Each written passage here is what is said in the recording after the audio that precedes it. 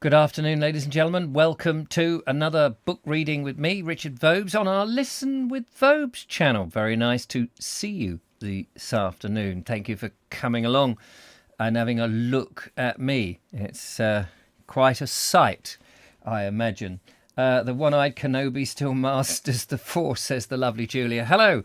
I am wrapped up, as you can see, in my Harris tweed jacket. I do have the little heater on in here, but it's a wee bit cold today. It's Monday the 7th of December. I should know this. It's my sister's birthday. Happy birthday to my sister, who is unlikely to be watching. Just before we get going, some of you may know that I've had to be rushed to hospital in a hearse. No, not a hearse. In an ambulance. No, not an ambulance. I meandered up to the A&E because I was having some issues with my eye. And a number of people sort of told me, jabbed me, prodded me, nagged me, biffed me, said, get it checked out. Now, of course, I'm very acute of the problems that you can have with your eyes. And it meant that I couldn't go filming today, which was a bit of a shame. And I did go to A&E. In fact, I rang up 111, just to give you the saga for a moment. I rang up 111, the NHS helpline, and said, look, I've got this issue with my eye. It's causing little floaters in my eye, and there's a sort of dull ache. It feels a bit gritty. But because I've only got one eye, I just need to have it checked. I don't know how you go about that. Obviously, I don't want a detached retina or any of these things. So they said, well, we can't help. They said, we'll get your GP to ring you. They got my GP to ring me a couple of hours later. They said, basically, we can't help you. You need to go to A&E. So I was like, oh, righto. So I went to A&E. They said, we can't help you. You need to go to UTC. I said, oh, right, okay. So they went there, had a look. And, of course, somebody there who was looking at my eye said, you're the Bald Explorer, aren't you? I said, yes. He said, oh, we follow your channel. Oh, good. That's handy. What about my eye? Oh, yeah, I suppose we'd better have a look at that. Had a look at that, and I said, yes, a number of things. Went through, read the chart, read the bottom line on all of the rest of it, so that was fine. And they said, yeah, well, I think you need to go to, we can't help you. You've got to go to Southlands, which is another hospital. I said, yeah, okay, this is becoming rather familiar. And they said, well, they'll ring you. So I may get interrupted, ladies and gentlemen, in the show because they haven't rung me since 12 o'clock. I sort of got back home about midday. So I left at about, well, this all started at 7:30. And here we are at whatever time it is, 4 o'clock, still waiting for the phone call. But the thing that did happen, and I know you want me to read, I still got a few little floaters floating about, which is irritating when you're trying to read on white page. But the thing, they said, oh, looking underneath the eyelid, they said, oh, you've got a small sty there. And I've got a feeling that's all the problem is, that it's a sty. I looked it up online, and it's quite common, can cause a bit of discomfort and what have you. She looked and put the stain in and did the sort of main looking in the eye, and I don't think they found anything. So the fact that they haven't rung or that I was taken away urgently, I think it's just probably this little sty that's been giving me the weird gritty sensation and what have you. So that's a pain, but we'll get through it. So, hello to the lovely Julia, to Turbo Stream, to John F, to Billabong O'Neill, to Nigel Sadler, to Linda Kane, to Andrew Norris, to Anne H, to Michael White, Laura Noel, the Allotment Channel, Justine Jones, James Poulton, Dave of Your, the Green Man, nice to see you, and anybody else who happens to be here who's not typed in or anything like that. I've had that in both eyes, says Nigel Sadler. It was a funny name that I forgot, but it's nothing serious. It clears in a short while. It's old age. Well, when I get to your age, Nigel, I'll let you know what it's like. A Turbo Stream says, I have a few floaters from time to time. Old petition couldn't see. Now wrong. So glad you're okay. I've had a sty. Got better after a while. Have another biscuit. Yes, I mean, you know, having gone through 4 years of this problem with the false eye and eventually losing the eye, one is acutely aware that the slightest thing with the eye has the hackles at the back of my neck, or indeed the eyelashes at the front of my eye, slightly concerned. But they obviously didn't see anything immediately. She did the looking in and the stain and got me to read, and my vision was great. So that's okay. But I think they wanted me to go and see somebody who could diagnose the sty, probably, but actually it will just go away in its own accord. So rather than have a course of antibiotics or any of that nonsense, I'm not too fussed. But all I'm saying really is all of this was a preamble in case the phone rings and I have to go and just switch off or just pause the stream for a moment, just so you know. Anyway, going back into the land of the living and those that can see, he was in Burpham on his way to Arundel. In our book, I forgot about that, on Southern English Roads, which we will read. Dudley Sawyer is here, and Edward Moulding. Good afternoon. Lovely to see you. I was sent to the ophthalmic opticians and informed me of my condition. I used to get styes regularly when I was a youngster, quite common, not so much now. Well, let's just hope that is all it is. It would be a coincidence if it was anything else, on top of that. Right, here we go. We're only 5 minutes late.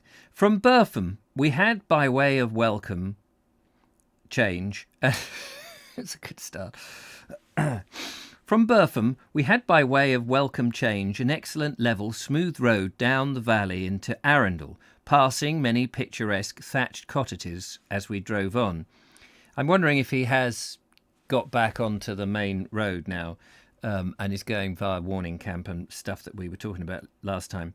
The scenery was the restful order that induces daydreaming after a smooth southwest wind tended to this result, and so we rolled along the pleasant country road till we came in sight of historic Arundel.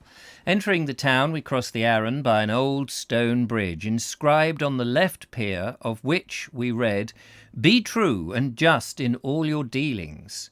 This is one way of preaching to the multitude, but I doubt if of much effect. You cannot make people moral by advertisement. We asked one man if he knew who had placed the inscription there. The reply was instinctive, "No, I don't, nor do I heed it." Looking down the river here, we noticed its smoothly gliding surface reflected the golden tone of the sky above. Anchored by the bankside were 2 coasting sloops and a square-rigged brig, their masts towering above the lowly houses and trees around. It seemed strange to see these sea-going ships anchored and quietly at rest in a narrow river thus, right amongst the inland meadows and leafy trees, with the placid cattle gazing at them and the sheep browsing in close proximity. That is quite an unusual thing to think about in Arundel, for those people who know it, those 2 tall ships. That most peculiar. And of course it was a very important port at one time. 2 types of life were brought into sharp contrast, the weather-beaten salt and the old shepherd. Across the river stands the crumbling ruins of an old Dominican priory. Much of the squared and carved stonework of this was used to build the bridge, leaving only broken flint walls, which in turn formed a ready-made quarry for the road makers and menders. The ancient builders could hardly have anticipated such a use for their priory. And there are still the remains of that priory there, for those that care to notice. And just to reiterate to the lovely Linda Kane, tomorrow's video, because I have been unable to make anything, will be a eye-watering video in which the Bald Explorer will be removing his fake eye on camera and talking about the the old eye. It's a video I made 2 months ago as an emergency one in case I didn't get a chance to put anything up when Julia and I were away on the canal boat, and it stayed on the channel as an emergency one, so it'll go up tomorrow because I haven't got one. So hopefully in time I'll manage to make another emergency video and leave it there dangling for such an occasion. We found very comfortable quarters at Arundel and devoted the early part of the next morning to exploring the place before proceeding to Chichester. The Roman Catholic Church struck us as a magnificent pile and nothing more, faultless as its own special architectural style, yet with all a feelingless production, purely mechanical, characterless creation, beautifully built construction merely of beautifully built, construction merely considered, but as void of all picturesqueness or poetry as a railway station, possibly, but doubtfully, when age has toned and tinted its smoothly scraped, chiselled and pointed walls, and winter storms and frosts have crumbled a hard edge here and there, and so broken its perfect symmetry, and history and tradition have given the structure an interest, then it may be more pleasing to the eye of an artist, and even be beloved by antiquarians yet unborn. I have to agree with him. I think the cathedral there is quite ghastly, compared to the romantic, picturesque Georgian castle, the rounded fairy tale castle of Arundel Castle, not the original castle where the keep is at the back and what have you. I think the cathedral is a pretty... it's a very grim Gothic looking thing. Just looking to see if that was I just had a text in. I don't know whether they'll text me and stuff. No, I've been getting a lot of copyright claims. That's another copyright claim on my bloody videos. It's a right pain because it is a company called Interstreet, I think, Recordings or something, and they seem to be ripping off bensound.com by claiming all his music is their music. And so one has to go in and dispute it and say, wait a minute, bensound.com is a place where I used to get my music from, I don't now. And I've had to go in and say, oi, this is actually, I have the license to use this music. And Bensound know about it, and they tell you what to do. So it's just a pain. Right, where are we?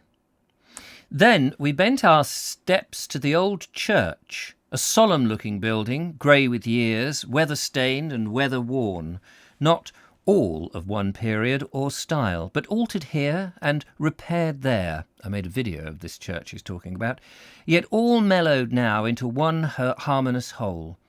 The ancient fabric speaks plainly in the presence of its checkered past and of the changes and chances of its long life history, and because of all these it appeals to one's closest sympathies.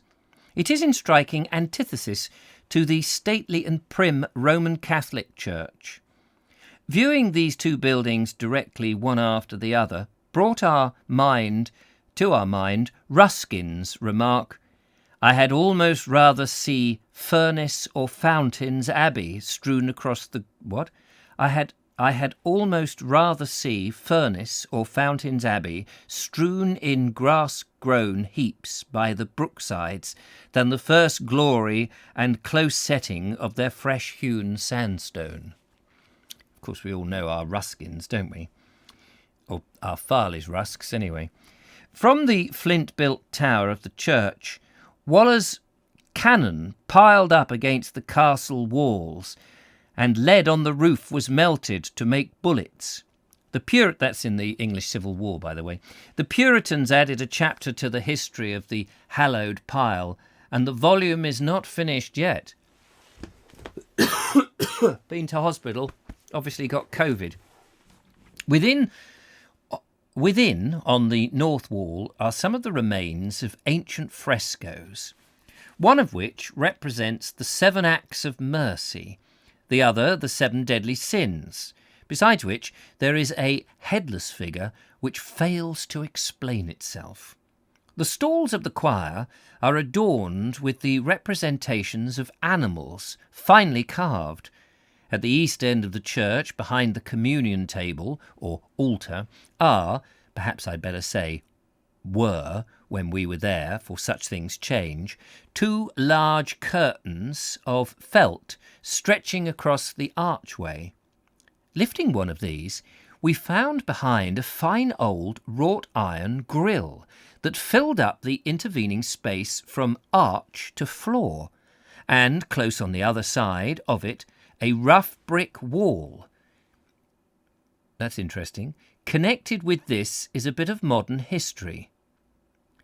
Are they saying that there was a wall behind that grille? Because that wall is no longer there, if this is correct, because then you see the other you see the other altar, because one is Roman Catholic, which I think is on the inside of the church grounds, and on the other side, because this goes right across the boundary of where the castle is, and you've got the Duke of Norfolk's Catholic altar and what do you call it, where the chancel, and then on the other side you've got the sort of Church of England Protestant bit. But I'm interested to know now whether that was walled up. The grille was used to divide the chancel, or perhaps, to write more correctly, the collegiate chapel that occupied in relation to the church the usual place of the chancel, from the body of the church. In 1873, the then vicar claimed that the chapel was as belonging to the church, whereupon the Duke of Norfolk was advised to build up the partition, which he forthwith did. A lawsuit followed, and it was decided that the chapel was not the chancel of the church, but the Duke's private property, and the vicar and church wardens, for the time being, were forever prohibited from entering the same. This is now generally known as the Fitzalan Chapel, and locally called the Norfolk Chapel, and contains many fine, though damaged, tombs of the Fitzalans, the former Earls of Arundel. So, yes, there's a screen now that you can see through. Yes, when we went there in my video, and you can check it out after the thing, I can't remember what it's called off the top of my head, but Church in Arundel, I'm sure we'll find it with Vobes. If you put Vobes, Church in Arundel, it'll come up. And I was shown by a very nice gentleman whose name escapes me at the moment, and we looked round and we looked through this grill, this iron gating grill. But I'm curious that it was once bricked up. That's interesting, because they've obviously taken it down. Though generally not sown, permission was most kindly given us to inspect these tombs. They are of great interest. Amongst them is one Thomas, Earl of Arundel, son of the founder, who died in 1415, and his countess. Around this are statues of a number of priests with open books before them. On the south side of the chapel is a magnificent altar tomb to William, the 19th Earl, the patron of Caxton. This is remarkable for its adornments in the Italian Renaissance, and it has an elaborate stone canopy supported by curiously twisted pillars.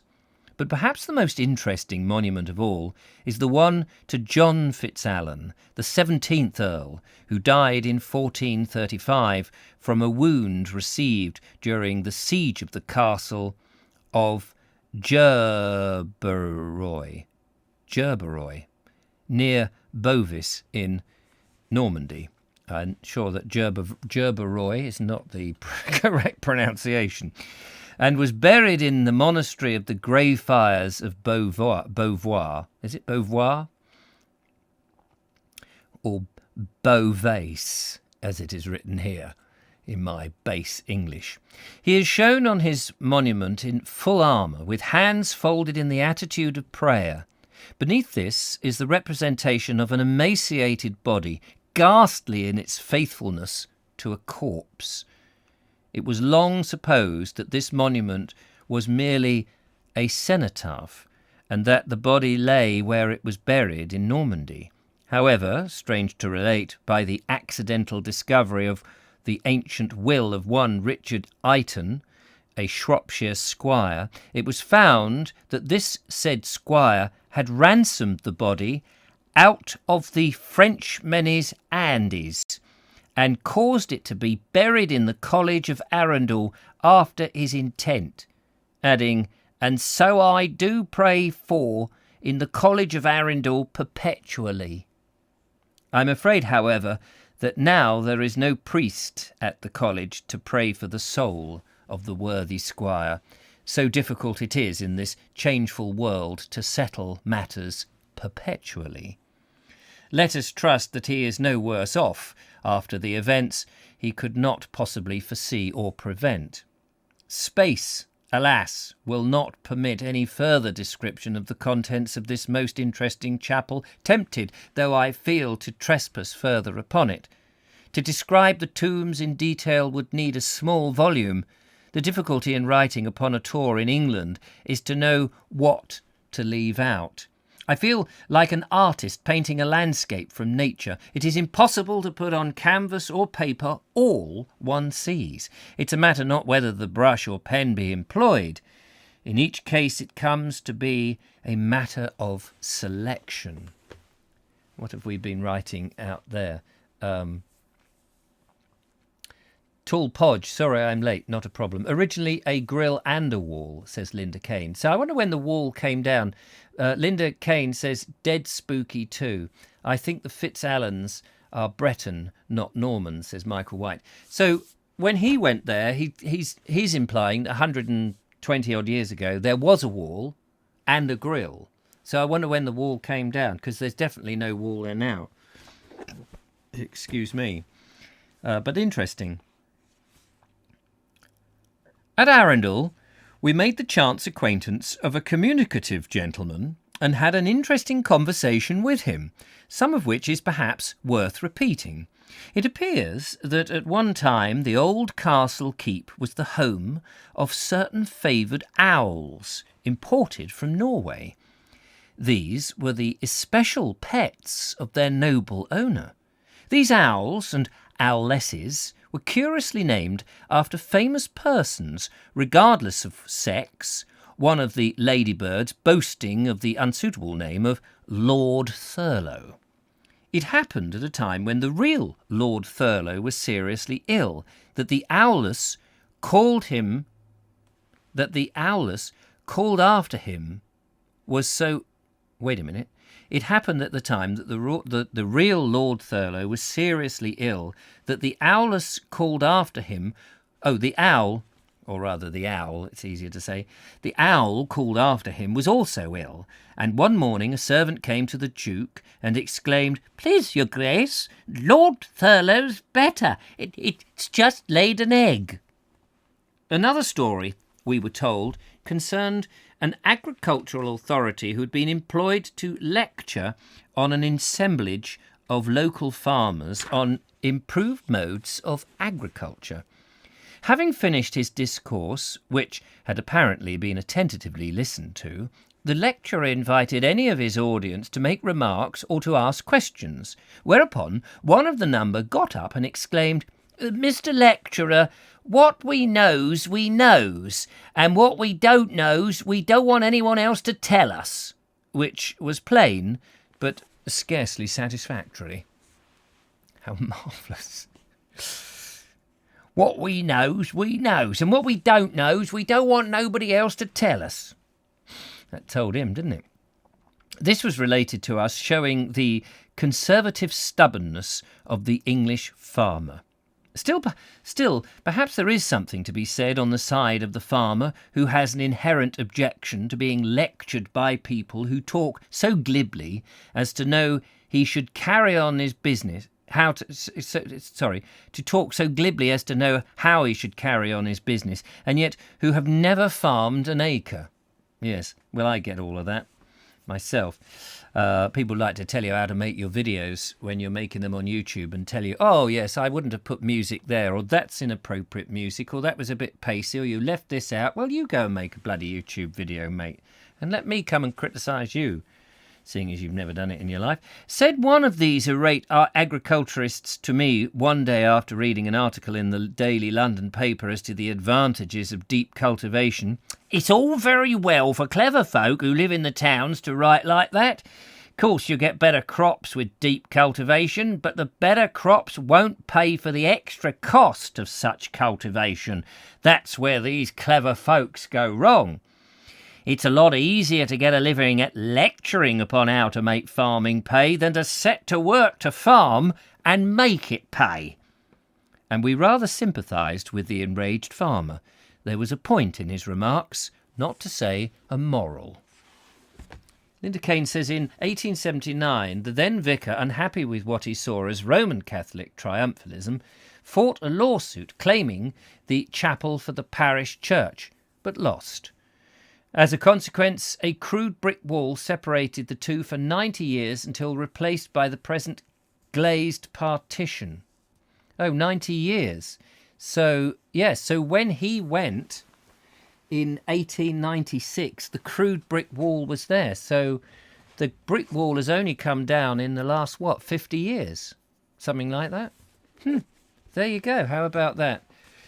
East of the Sun, hello to you. Says, hope all is well. Best of luck with your optical consultation.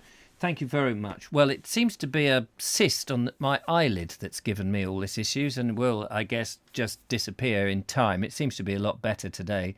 It was giving me a dull ache, but I think that's because it's resting on the eyeball and it's not used to it. But they checked my eyes and they wanted me to go for an appointment, but they haven't rung me to go and see the doctor. Perhaps he'll come in his TARDIS or something. Oh no, not if it's that strange, pathetic woman doctor. I don't want to see her. She seems like she's on children's television. Anyway, like somebody out of play school. That may have upset a few people. Now I've said that, of course. On our road out of Arundel led us at first along by the foot of the castle, a building grand in mass but poor in detail, below which is the tidy ducal dairy, built on the side of an old and artist-loved mill.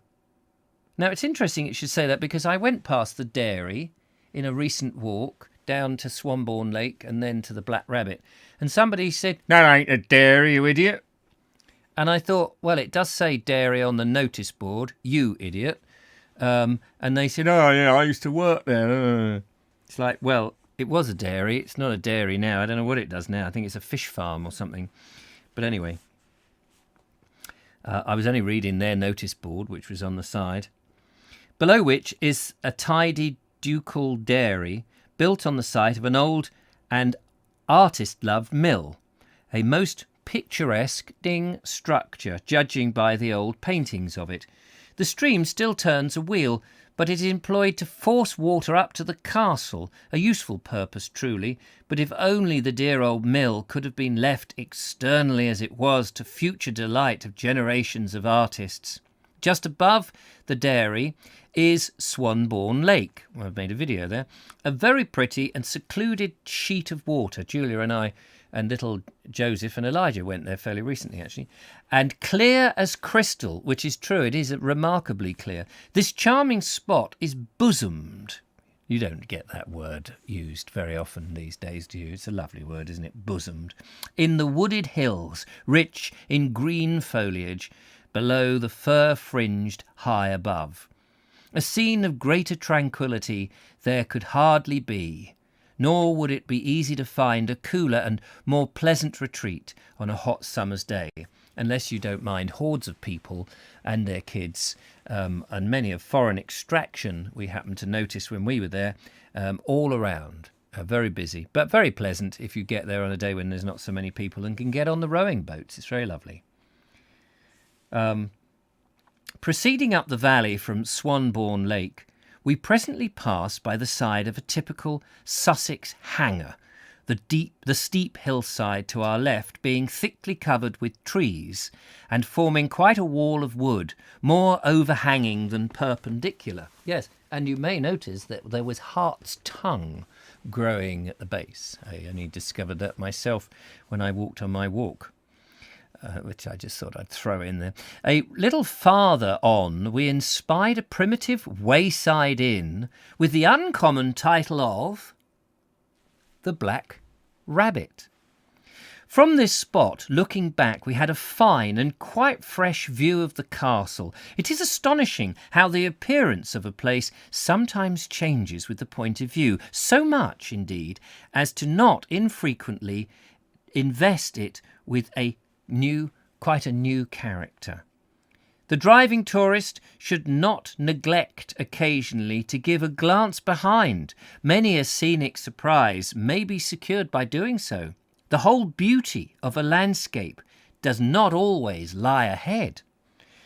Very true. And for those of you who have not seen it, if you put in, God, I can't remember what I called it, Vobes Swanbourne Lake probably, will find it, or a trip to the Black Rabbit or something like that. You will get it. It only went up about a month ago, or even less than that, maybe 3 weeks ago.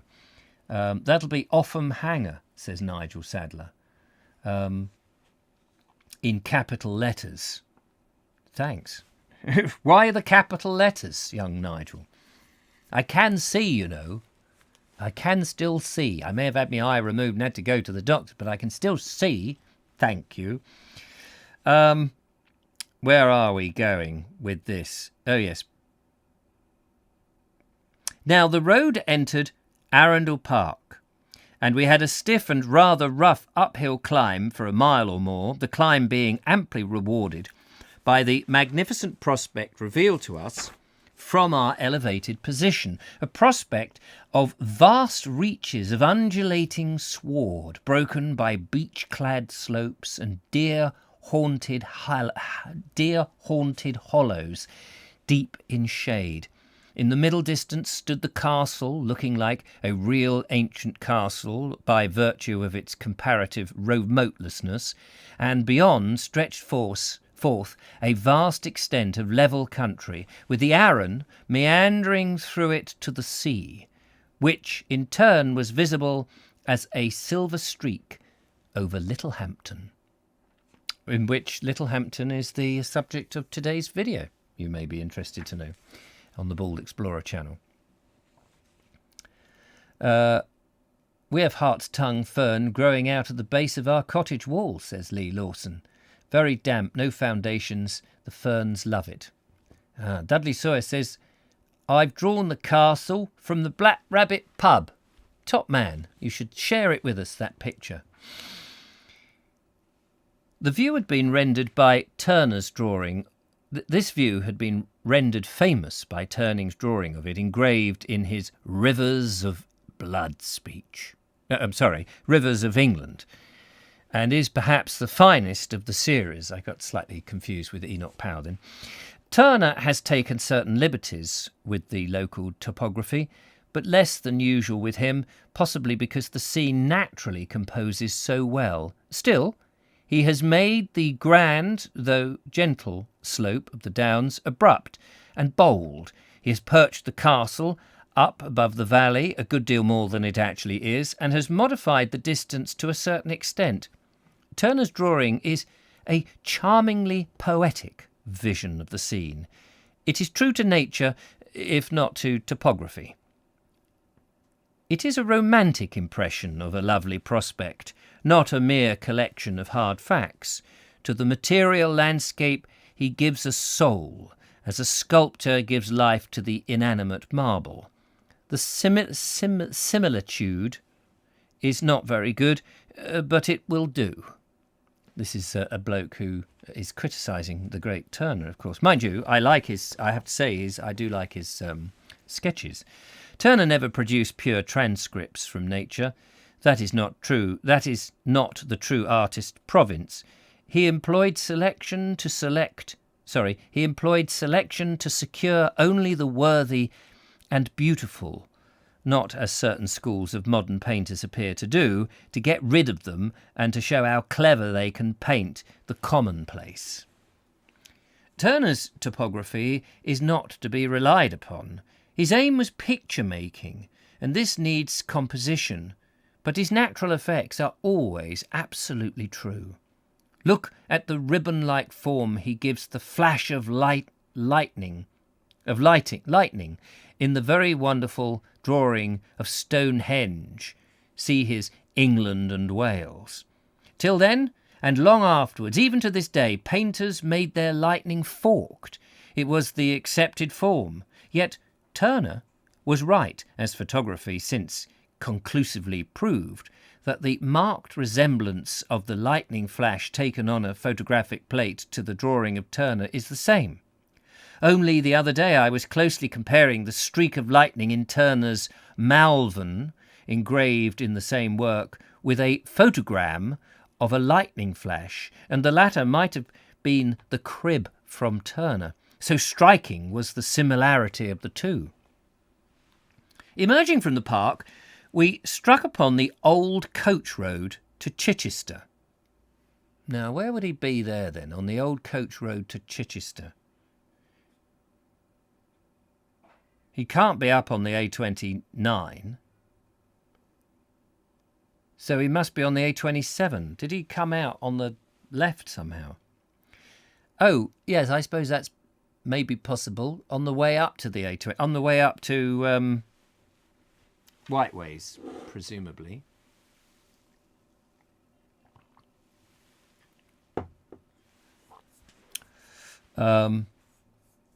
He climbs from 90 to 390 foot on that path, says Nigel Sadler. Does he? You're showing off again, Nigel. Just behave yourself. Emerging from the park, we struck upon the old... Oh, I've just read that. We were on very high ground, 390 feet, according to Nigel Sadler, and the road was enclosed with a wild common in front, bound by open woods of beech and larch and pine. Actually, lovely Julia and I have walked over that sort of section fairly recently as well. Look with little Joe. Looking over the woods, we caught a glimpse of Chichester Cathedral spire and the shining sea beyond. Then we had a delightful run downhill through the shady woods, followed by a gentle rise into the charming village of Slindon. A collection of pretty creeper-covered cottages, mostly with little gardens in front, ablaze with colour and wafting sweet perfumes on the languid summer air. Many of the cottages were thatched and had a look of rustic homeliness and a suggestion of simple comfort that was very eye-pleasing and peace-bestowing. I'm surprised it wasn't picturesque. Here and there we observed an open door with an old-fashioned latch instead of the less characteristic modern handle. Slindon stands high above the wooded hills and is blessed with bracing airs sometimes when the wind is in the south, scented with the salty flavour of the sea. All around is spread out a glorious country, abounding in interesting rambles, scrambles and drives. My surprise is that Slindon has not yet been turned into a health resort. Let us hope it never will be. Well, luckily, I don't think it has. Perhaps I'd better say no more about Slindon, lest any poor praise of mine might help to bring about the change I dread. On leaving Slindon, we drove alongside Slindon Park, famous for its beeches. The Elizabethan house here has taken place of a much older one, in which Stephen Langton, that high-souled Archbishop of the Magna Charta, renown, died. Then the church held aloft the flag of freedom.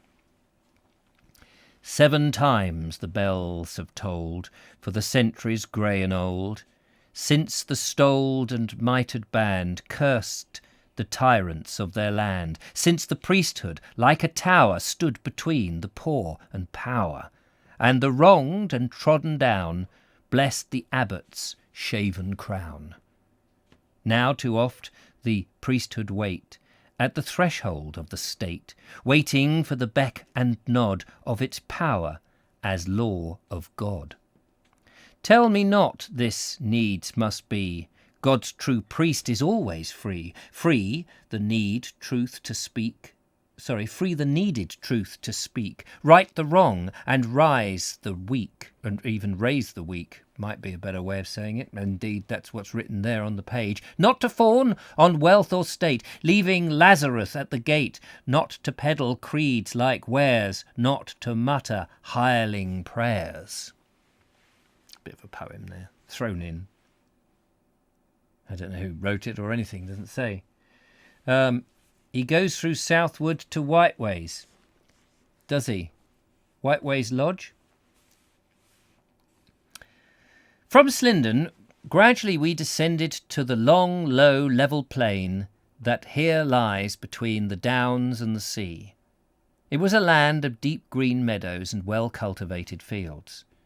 The country had no marked features or any point of special interest that we noticed till we came within 4 miles or so of Chichester. Then, glancing northward, we chanced to observe, half buried in the trees and only a short distance from our road, some apparently ecclesiastical ruins surrounding an ancient church, well, we know where that is, Boxgrove, got to be, which showed its former, if not present, importance by the flying buttresses to its clerestory, an arrangement I do not remember ever having seen before in a simple country church, and which gave it quite a look of the small abbey.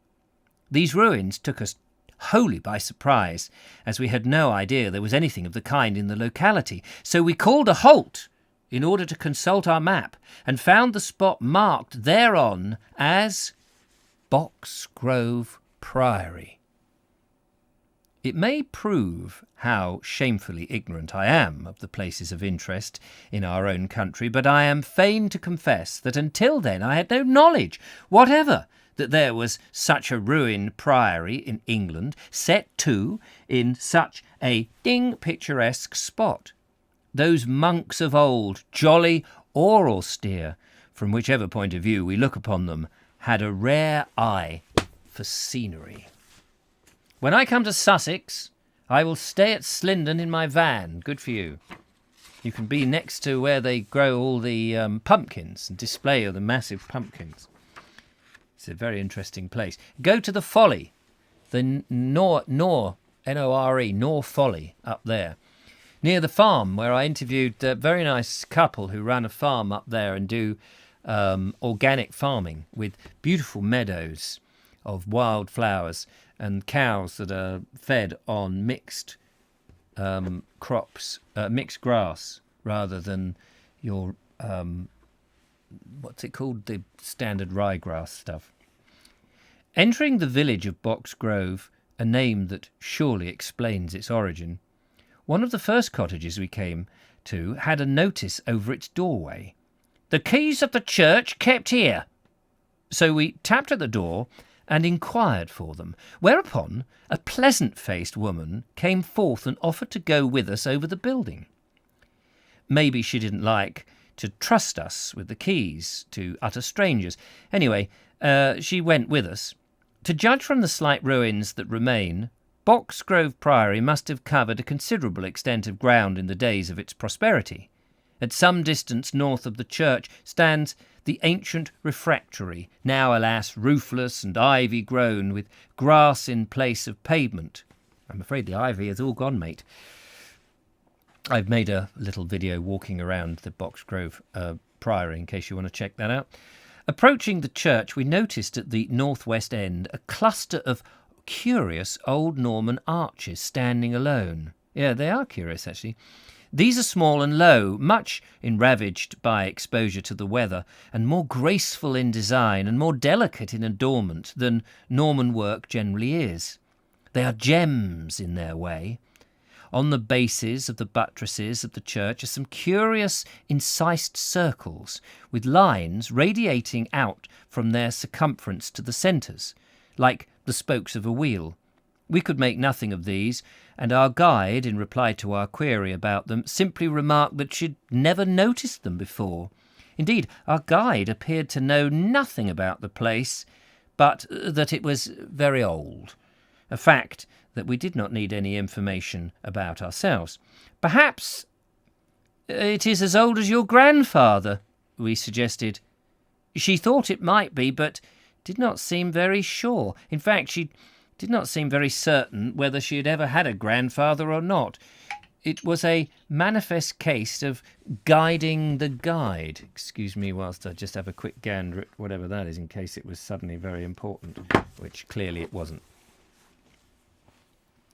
The interior of the church is of great interest. The transepts have a quaint arrangement of galleries enclosed within carved oak screens. Actually, the church has been recently renovated.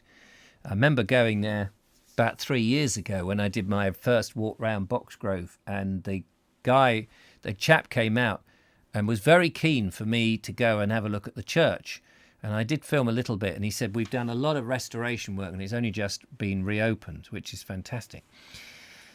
I think the ceiling for me was the thing that struck me as being so beautiful.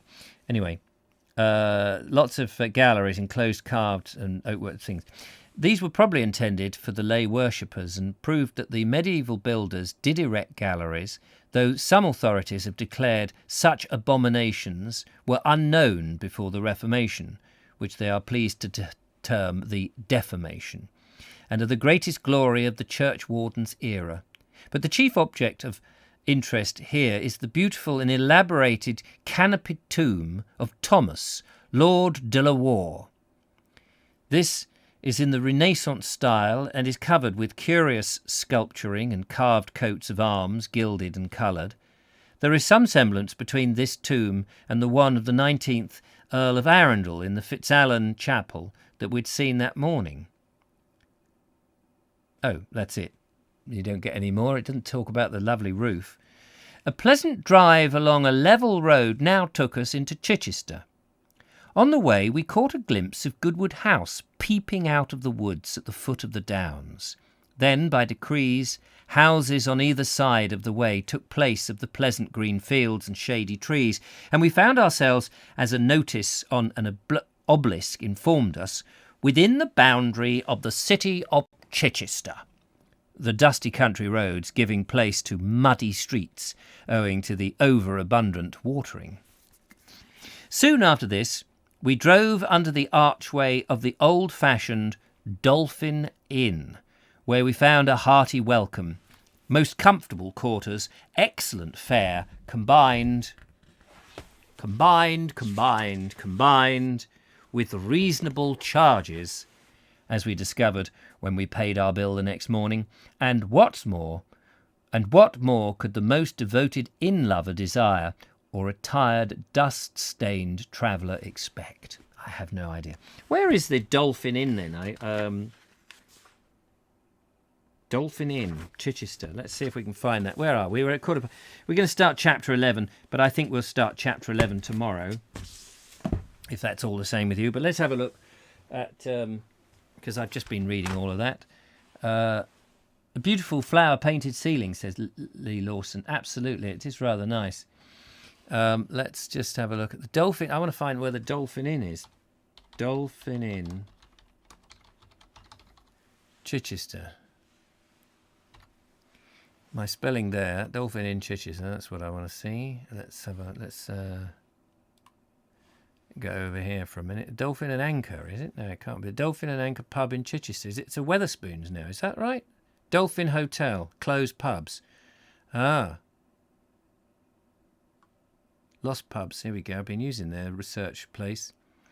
So obviously the building is there. It must be up by the Pepper Pot. Oh, right, by the cathedral. The Dolphin Hotel was situated on West Street. In 1910, the Dolphin Inn merged with the Anchor. So, yes, it would have been the Dolphin Inn when he went there, because he went there in 1896 or whatever. The Dolphin Inn merged with the Anchor next door and became the Dolphin Hotel. The building is Grade 2 listed, dating from the 18th century. The Dolphin Inn closed in 1996. Oh, what is there now then? I've been reading a book published in the 50s, saying that Dolphin has one of the most elegant 18th century dining rooms. The Dolphin Hotel. Oh, it's Wetherspoons pub. That's what it is now. What a shame. But at least it's still a drinking place. I think the Wetherspoons do... I'm not 100% happy with Wetherspoons as such, But I think their heart is in the right. They do up these old buildings and do retain element of what they used to look like. Nigel Sadler says that's where my parents had their wedding reception. Blimey. What, at Wetherspoons? Or at the Dolphin? At the Dolphin. Look, the AA. Notice that AA symbol there. How interesting. How lovely, lovely, lovely. Yeah, well, there we go. So let's just have a look at the. Hang on. Before we go, let's get.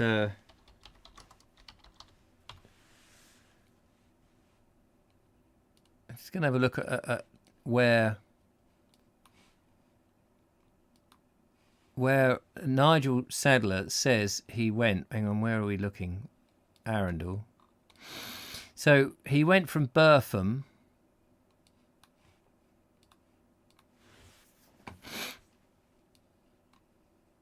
So here's Arundel. And he was in Burpham, and I think he came down. He must have come down here and then over the bridge, he says, into Burpham. There's the Blackfriars ruins. And then he goes down here, past, there's Swanbourne Lake, very nice. Goes past Offham Hanger, as what's his name said. And then he must have come down here and then come up one of these. Where's Whiteways? Oh, yes, up to Whiteways. That's right, up there. Up there, up there. And then presumably he went down to Slindon, which is down here somewhere, past Maidhurst. There's Slindon, so probably down this dusty old road, I'm assuming, into Slindon, which is very nice. Went past the park, so I wonder he must have come out this end. Park Pale, I'm guessing. And there's the Folly. So he came down here, there's the Park Pale. Must have gone.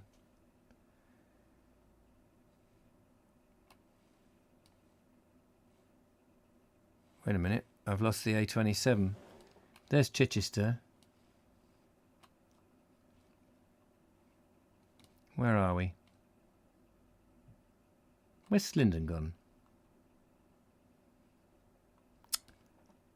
Where's Arundel gone? I've lost. Hang on, Grapham. Arundel, yeah. So he's gone up here. He's come down here. He's in Slindon.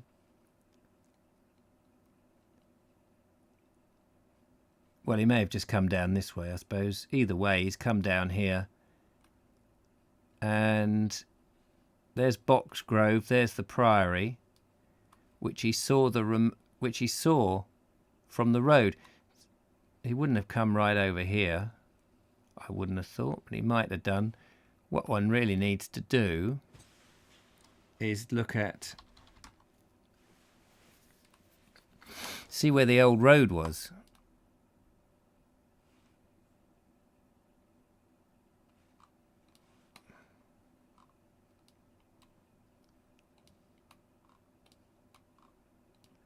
So there's Slindon.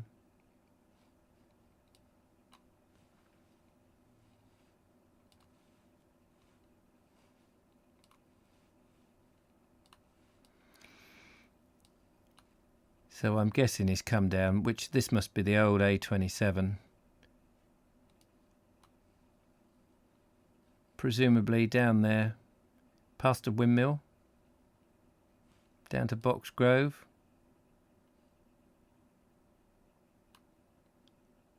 And he's gone in there, had a look at that. And then he's come down. Where's Chichester? There's Chichester. And in he goes. Marvellous. He might have gone through Eartham and stuck to the old A24. Where's Eartham? Oh, up here. Yeah.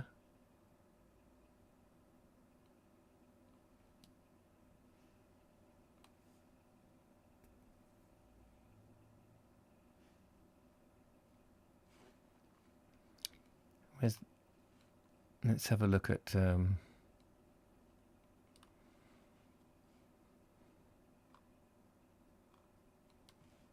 It's always interesting looking. I love these old maps.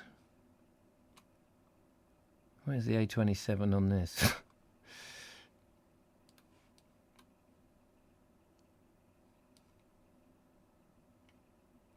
When you say the old... I find this so frustrating, keeping trying to move the map myself. I'm sorry, Linda, I'm sorry. Yes, I'll let you move your own maps. Anyway, he managed to get down there. Clearly, you know, as he says, it's that business about making sure it's the things you leave out. But sometimes it's the crucial things when you're trying to plot the journey exactly. But it's all good fun, isn't it? And yeah, a bit of gin. That'll help the eye out. I still haven't had that phone call from the clinic. Midday I left. I left them at midday. It's 5 o'clock now and they still haven't come back to me. I think they've forgotten about me. They wanted me to go to Southlands. So there we go. Anyway, that's it for today. I will be back hopefully tomorrow, probably with a big eye patch. I should have put an eye patch on. I haven't got an eye patch. That would have shocked you, wouldn't it? Yes, so there's a Vogue show this evening. Lovely Julia is in, which should be good fun. No idea what we're going to talk about, but then we never do. So let's not change this. I'm going to go and light the Hissey now and try and warm the place up because it's freezing. And then tomorrow I shall be out filming unless they ring up with an appointment. But by this point, I'm fed up with them now. I've got to get another video done. So there will be a video tomorrow. It'll be an eye-popping video. Quite literally. I hope you enjoy that. And I will either see you this evening or tomorrow at the same time. Thank you very much. I hope you enjoyed it. Take care. Look after yourselves. Keep warm. And whatever you do, mind the styes. They are a pig, after all. Nice to see you. Take care. Look after yourselves. Bye for now. Bye-bye.